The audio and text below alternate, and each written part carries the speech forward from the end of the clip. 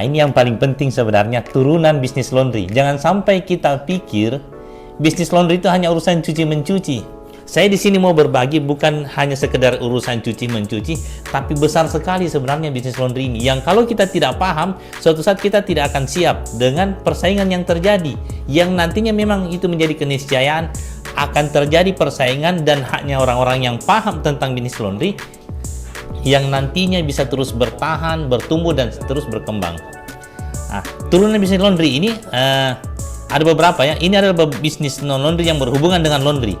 Saya juga dulu memulai dari bisnis laundry, setelah itu akhirnya terus berkembang.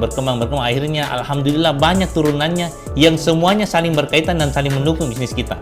Yang pertama itu toko peralatan laundry. Toko peralatan laundry ini peralatan yang misalnya mesin-mesinnya saja. Kalau orang mau buka paket usaha laundry, dia siapkan mesin cuci, mesin pengering, setrika uap, meja-mejanya, itu semuanya namanya toko peralatan laundry.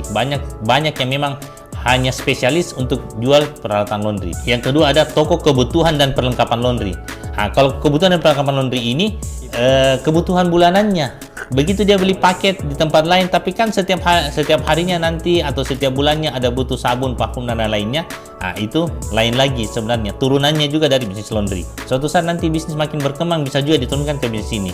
Ada lagi yang ketiga, manajemen pengelolaan laundry. Di Makassar juga sudah banyak, di Jakarta sudah banyak. Artinya, kalau bisnis itu hanya bisa dijalankan oleh orang yang punya waktu dan punya keahlian. Kalau dia punya waktu banyak tapi tidak ahli, pasti berantakan itu bisnis. Sebaliknya juga, biar dia ahli tapi tidak ada waktunya, lagi sibuk juga, tapi dia ahli tapi dia sibuk, nggak bisa juga jalan. Akhirnya memang harus ada yang mengelola. Jadi ini manajemen pengelolaan laundry. Bapak cuma punya modal tapi tidak punya waktu dan tidak punya keahlian, bikin saja, kita jalankan. Kita berbagi dari keuntungan bersih. Nanti bikin penawarannya. Ini kan mesinnya seperti ini, berarti nanti potensinya segini. Yang kita berbagi dari keuntungan bersih. Keuntungan bersih ini artinya nanti untung baru saya juga dapat bagian. Akhirnya kita berbagi. Di sini nanti kita akan berbagi bagaimana keuntungan itu lebih maksimal dengan kapasitas produksi yang ada, tapi nanti kita berbagi keuntungan.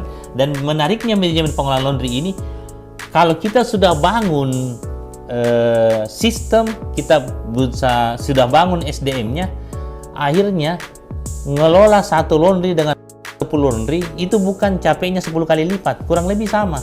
Makanya sekalian kita langsung perkuat kita punya SDM, perkuat kita punya tim agar bisa menjalankan bisnis pengelolaan laundry yang maksimal. Ya sama seperti mungkin di bisnis saya ya, saya punya 30 laundry, hampir 30 lah laundry yang berjalan autopilot. Akhirnya karena timnya yang sudah lengkap, kalau ada yang buka laundry tapi dia sibuk, mending saya bantu dulu kelolakan sampai dia bisa mengelola sendiri. Jadi dalam proses pengelolaan yang saya jalankan itu, yang kami jalankan di tim kami, itu juga sekaligus sebagai edukasi kepada dia, oh begini ya ternyata menjalankan. Karena bagaimanapun juga saya juga berkepentingan sama bisnisnya harus bisa berkembang. Akhirnya kita kelolakan dulu sampai dia bisa, setelah itu diambil alih. Sama-sama diuntungkan sih sebenarnya.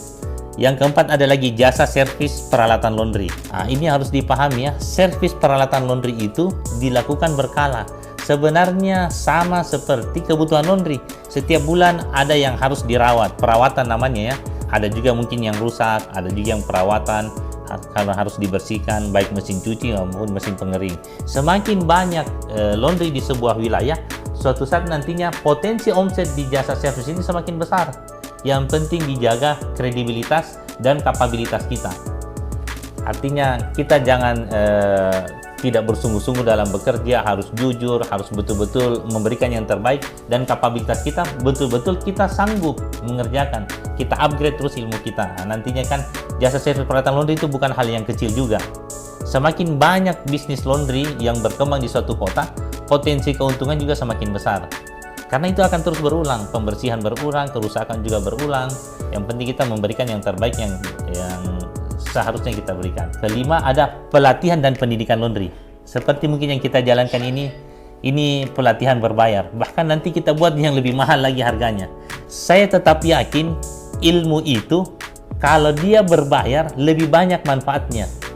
Saya sejak 4 tahun lalu berbagi tentang bisnis laundry, kita gratiskan, banyak sekali yang kita gratiskan, orang datang ini terbukti yang berbayar itu akan lebih banyak manfaatnya, lebih banyak hasil positifnya dibanding yang gratis.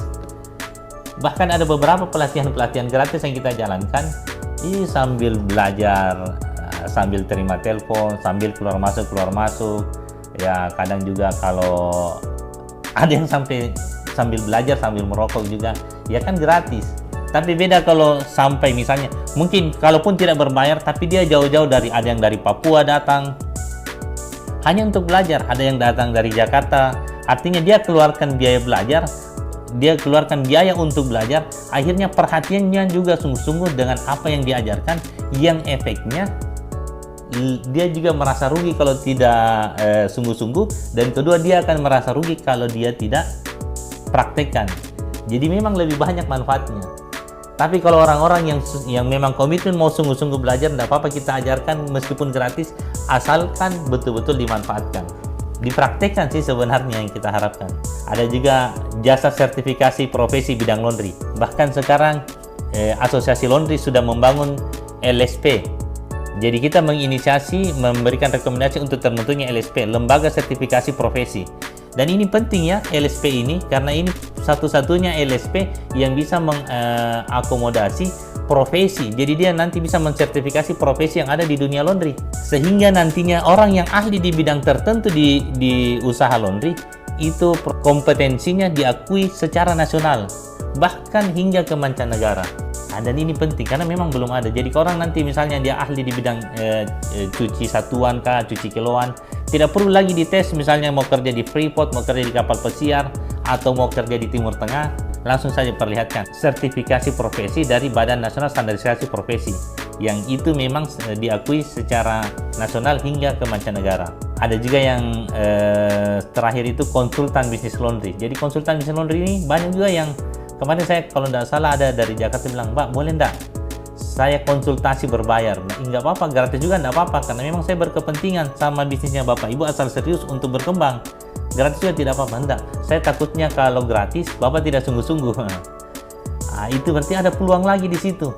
Makanya waktu kita punya bisnis laundry, jalankan dengan sungguh-sungguh, jangan dijalankan sekedarnya. Jangan kita malas belajar, jangan kita malas mengevaluasi, jangan kita malas untuk melihat apa yang kurang dari bisnis saya. Karena semua yang kita jalankan itu menjadi modal untuk menjalankan nanti semua turunan-turunan bisnis dari bisnis laundry ini. Dan luar biasa ya, ternyata ini turunannya tidak kalah dengan bisnis utamanya dari bisnis laundry. Nah, jadi kalau sekarang saya mau tanya, apa jenis model bisnis laundry Bapak Ibu semua? Jangan-jangan cuma mencuci saja semuanya. Tidak ada yang punya turunan bisnisnya, baik peralatan, perlengkapan, ataukah manajemen, pengelolaan, pelatihan, dan lain-lainnya tadi dari semua itu. Dan itu sangat besar juga ya potensinya.